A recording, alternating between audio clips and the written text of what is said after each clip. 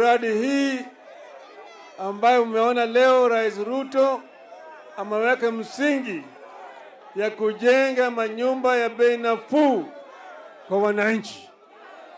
Hii ni moja ya mpango ya serikali ya kusaidia wananchi.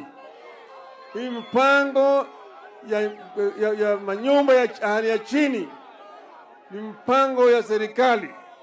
Na hii mpango tulianza zamani sana. Maana yake tuko na shida 5. Haki ya kibinadamu. Ya kwanza, haki ya kuishi. Pili, haki ya chakula. 3, haki ya malazi. 4, haki ya afya njema. 5, haki ya elimu. Sawa sawa.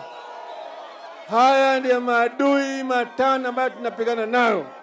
Ndio sababu serikali imeweka hii mpango ya affordable housing program. Sawa Jothurwa. Sawa sawa.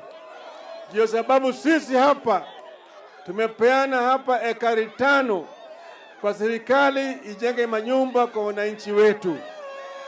Lakini tutakuwa na miradi mingine hapa, shule itajengwa hapa, hospitali itajengwa hapa, na kutakuwa vile na viwanda hapa. Sawa sawa Jothurwa. Mnanielewa vizuri? Sasa. Hello? Hello?